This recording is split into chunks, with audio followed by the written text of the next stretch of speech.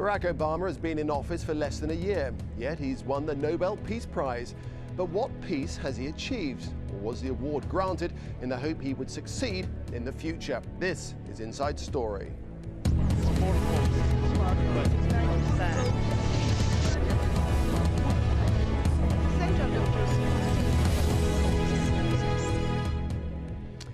Hello there, welcome to the programme. I'm Nick Clark. Barack Obama, US President, and now the winner of the 2009 Nobel Peace Prize. On Friday, he was handed the prestigious award for what was described as his extraordinary efforts in international diplomacy. The Nobel Committee praised him for giving people hope of a better world. Obama was one of over 200 nominees for the Peace Prize. The deadline for nominations closed just 12 days after he took office. The award has been greeted with both praise and skepticism. Even Obama himself was stunned and humbled by the decision of the Nobel Committee. Good morning. To be honest, I do not feel that I deserve to be in the company of so many of the transformative figures who've been honored by this prize. Well, joining us today are our guests in New York, Ambassador Richard Murphy, former US diplomat; in Beirut, Robert Fisk, the journalist, Middle East correspondent for the UK-based independent newspaper; and in Doha, Azam Tamimi, political analyst and director of the Institute of Islamic Political Thought. Gentlemen, all welcome. Ambassador Murphy, if I may start with you, I think everybody was taken aback by this award, weren't they? Not least the president himself. I mean, the guy's only just taken office, isn't he? Let me take the words out of Robert Fisk's pen in an article he's written, if I may. This is for achievements President Obama has not yet achieved. Well, I think that's fair, and I don't think the president would take issue with Robert's comment. He was surprised. I think the American public was puzzled, and it sort of took us back to some of the campaign rhetoric of last year's election campaign, when the Republicans were saying he's an empty suit, this is a fraud, he's a rock star, and the Democrats were saying, look, he's giving hope for a better world and he's ready to commit himself to that. So, Robert Fisk, I mean, certainly we live in a world where strong engagement should be rewarded, and there has no doubt been progress in certain areas, hasn't there? I'd like to know what they are. I think this is pretty preposterous. I mean, this is not a Nobel Award for peace. This is a Nobel Award for public speaking. There's no movement on the Israel-Palestine issue, except that Obama's pressure on Mahmoud Abbas has forced him to put aside the UN Tribunal on War Crimes in Gaza. He's been forced to put aside the condition which indeed Obama himself originally set of no more settlements, Jewish settlements on occupied Palestinian land. We've even had Obama in the last few days saying that Armenia should settle with Turkey without taking up effectively the issue of the genocide of 1915.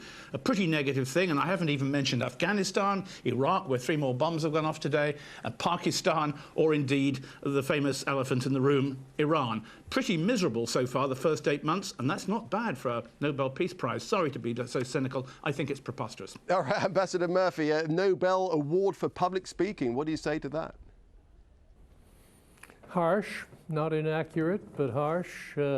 I think, as the chairman of the Norwegian committee said, we're not doing this for what he may do, but what he has done. And what he has done, in their own terms, was to set the stage for international cooperation, multilateral diplomacy, and a particular interest in nuclear disarmament. So, Azam Tamimi, I mean, surely President Obama has created, to a degree, a climate for opportunity to change, and in a sense, that's often the hardest part, isn't it? Well, indeed, in some of his speeches, especially the Cairo speech, he did give that impression, but he's disappointed most Arabs and Muslims because his policy since that speech hasn't been much different from his predecessor.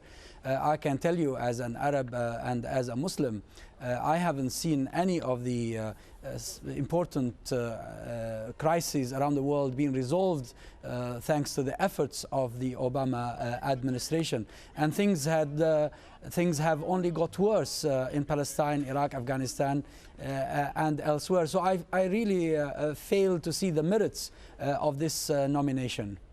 Well, it's fair to say that Obama's approach to foreign policy to a large degree has defined his 10-month tenure in office. There is a huge pile of issues.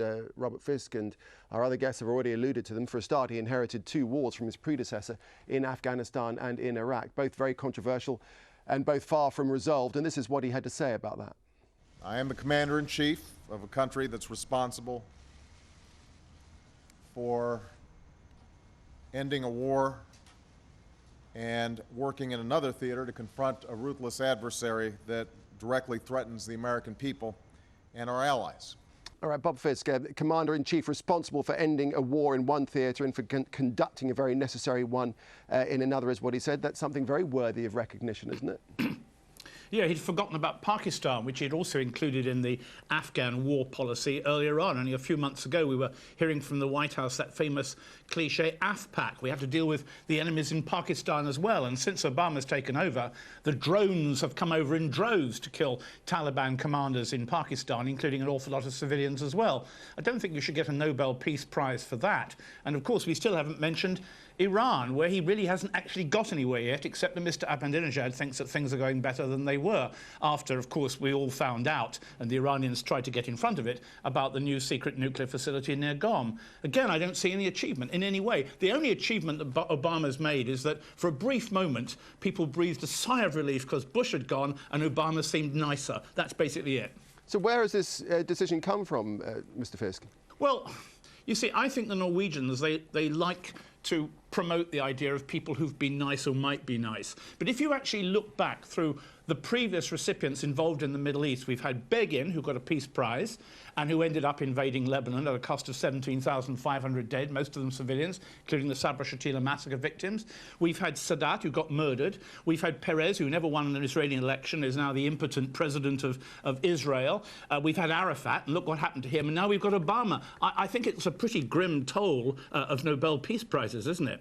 Well, maybe in that case, Ambassador Murphy, there is no point in the whole issue of the Nobel Peace Prize. Well, I think one difference between the past awardees is the on their work in the Middle East.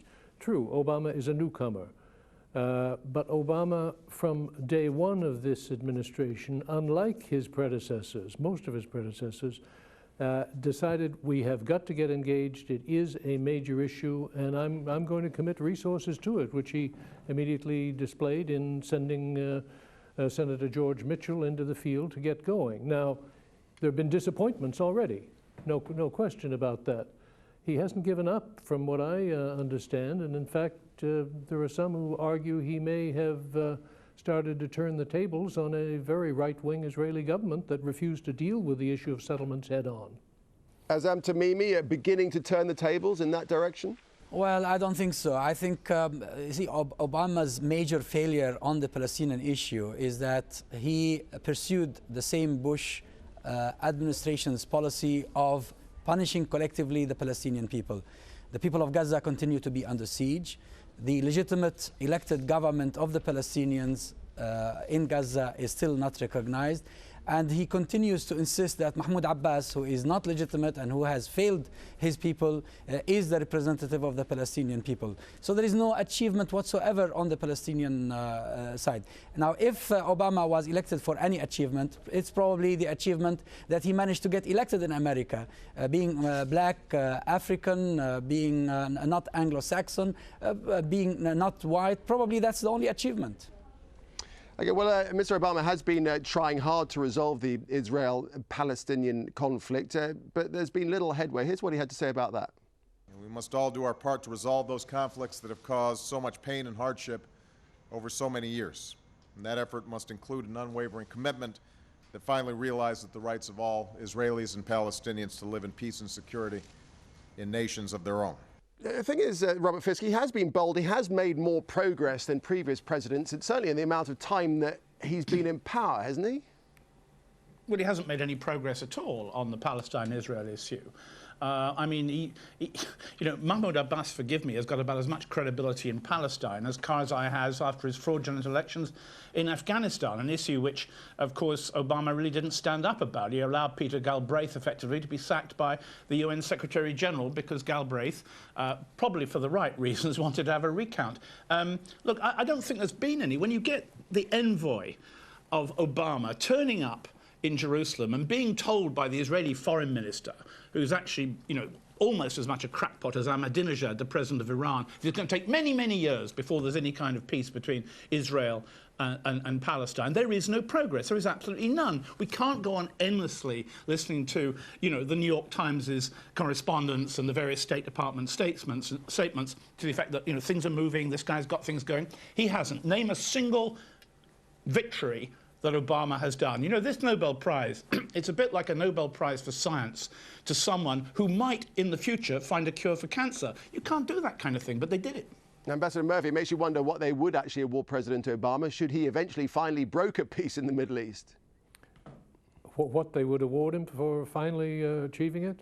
Yeah, well, it makes you wonder, because if they've already given him the Peace Prize before it's happened.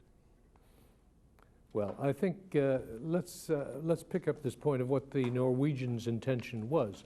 As I said, I see, and I think Robert Fisk sees the same, the Norwegians are trying to encourage a certain course. They've never been shy in Oslo in putting their prestige and their money behind efforts to get the negotiations going. They've never pretended to be a major mediator, but they have made it plain they consider the Arab-Israeli, Palestinian-Israeli more specifically, problem to be have absolute centrality to getting things moving towards a more stable Middle Eastern region.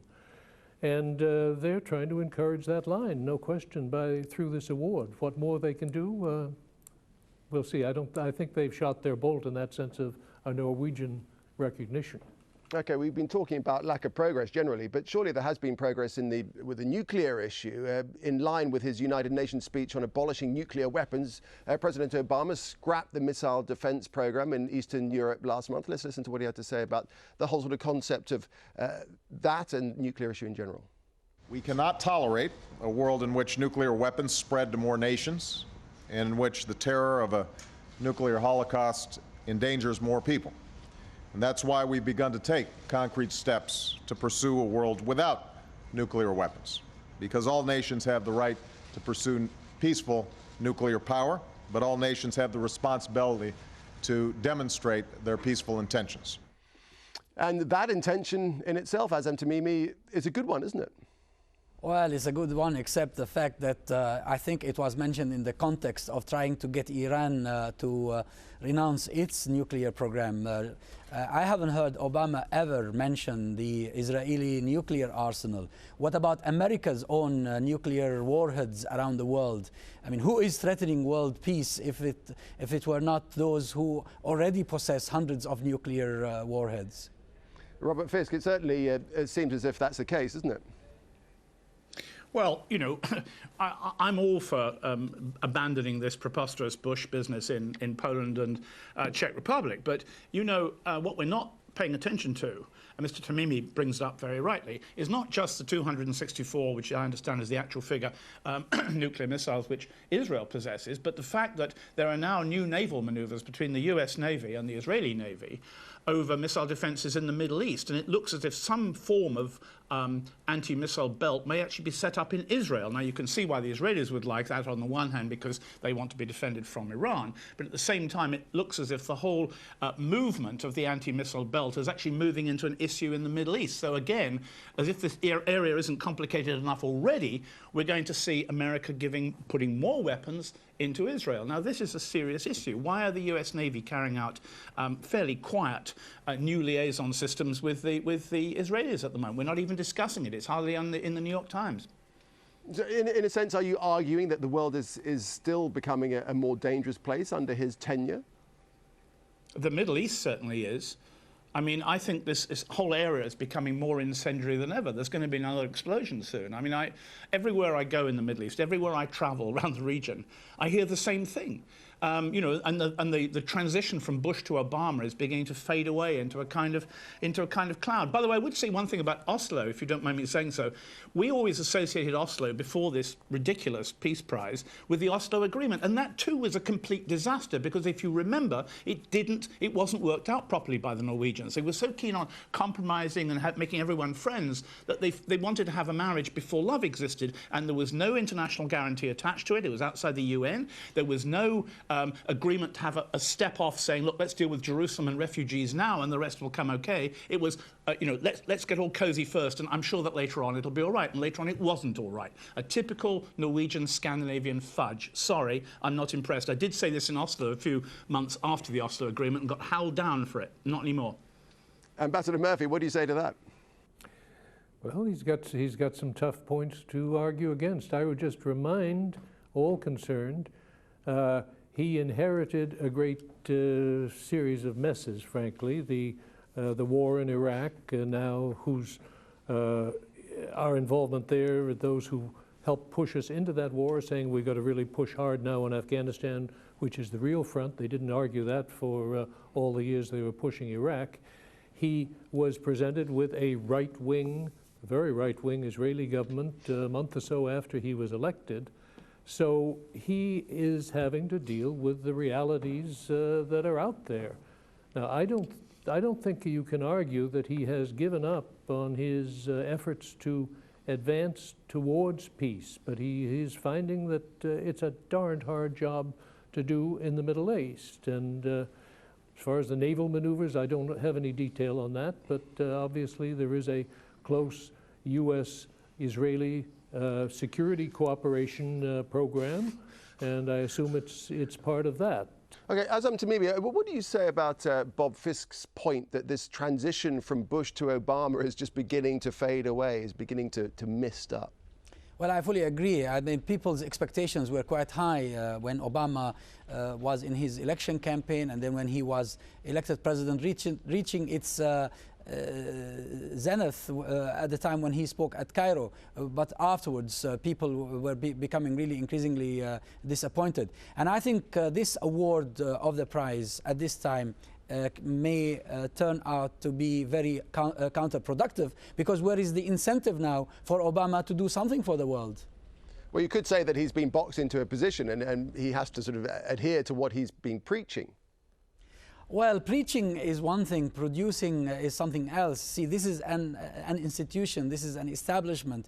And I can see that Obama has missed on a number of opportunities, especially when it comes to the Palestinian cause. He's missed so many opportunities. When Clinton sent Mitchell to Northern Ireland, he sent him with a mandate to meet with everybody, with every party that is concerned. Mitchell was sent by Obama to the Middle East in order to fail. But Robert Fisk, come on, shouldn't we just celebrate this? This is certainly a time of optimism, the fact that he gets this award. The world's yearning for some solid leadership. The world's desperate for some talk about peace. Here we are being all pessimistic.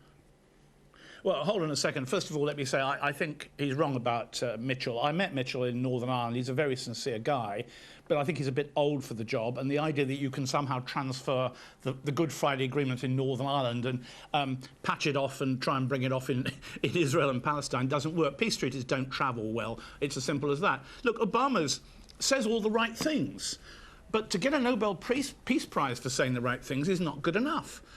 You know, you don't get prizes at school after being halfway through your first term. I'm sorry.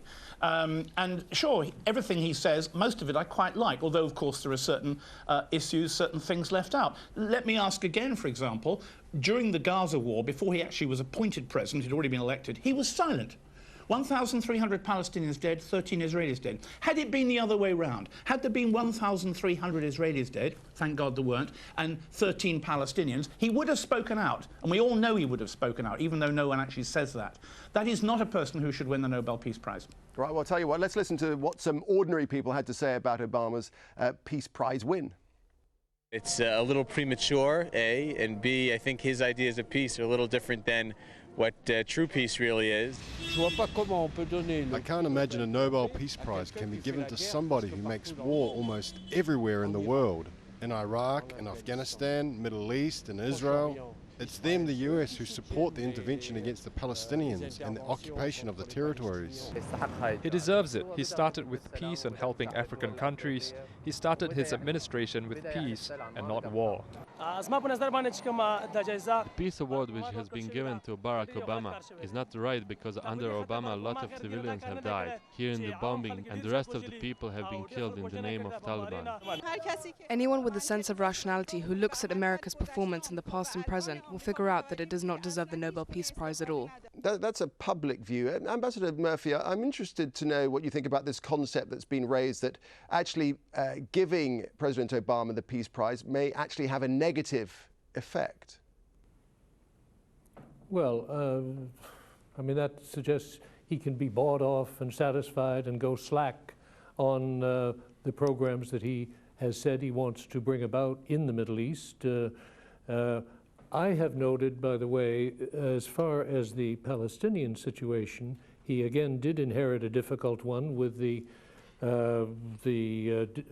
problems between Mahmoud Abbas and the Hamas leadership, but he is not pursuing a policy that did characterize the Bush administration of deliberately trying to divide the Palestinians and opposing the idea of a unity government. I think the efforts are shaping towards American encouragement of the unity government. Now, it's not been achieved, but I think we all would agree that's the right direction for the Palestinian movement. Now, Robert Fisk, President Obama gets the award on December the 10th. Might I suggest that all the world's security will be on high alert on that day? Well, there won't be any attacks by the United States on that day because obviously we have to leave it clear for the ceremony and to have all the lifetime coverage. Look, I tell you, I don't think they necessarily have to be. I think that anniversaries are marked by America's enemies with videotapes rather than attacks which will be awaited by the other side. They're not quite that stupid, though they can be at times. You know, I think one thing one ought to say, Ambassador Richard Murphy is right when he points out the very hypocritical way, he didn't use those words, but I will, in which the Republicans are attacking Obama and even using this to attack him. Obama's not a bad guy. He's a good guy. And Bush was a bad guy, I'm sorry to say. I'm not even sorry to say it, actually. But the issue really is a very simple one, which I've said on your programs before in Al Jazeera. Governments are not about good guys and bad guys and awarding prizes. Governments are about power and the use of power. And that is what people do not understand. They still look for saviors, and there are none. It is us, people, who have to make sure that government use power responsibly, not good guys. OK, Azam Tamimi, just finally with you, it's true to say that the ugliness, the so-called perceived ugliness of the Bush era casts quite a shadow over the world to a certain degree. President Obama came up with a new direction in many people's eyes, and this is now being rewarded. Well, Obama himself is a fresh thing in American politics, but for people like us, we need to see a change. We haven't seen the change. That's the problem. That's the difficulty. And by the way, in response to Mr. Murphy's remark, Obama is still pursuing dividing the Palestinians. Otherwise, he would have pulled out General Dayton from Ramallah, who is implementing a policy of imprisoning Hamas followers, of closing down its institutions, and of empowering Mahmoud Abbas. Ambassador Murphy, just in 20 seconds, I'll give you a right to reply to that. It's a mess, and I think he's working on it. It's not going to happen overnight, and I'm not worried that he can't show achievements to date these few months into his administration. I'm delighted he's gotten things started. All right, gentlemen, that's all we have time for in New York. Ambassador Richard Murphy in Beirut, Robert Fisk, and in Doha, Azam Tamimi. Thanks very much for that discussion, and thank you for watching Inside Story. As ever, we'd love to hear from you. Just drop us a line via email, insidestory@aljazeera.net. From me, Nick Clark, it's goodbye.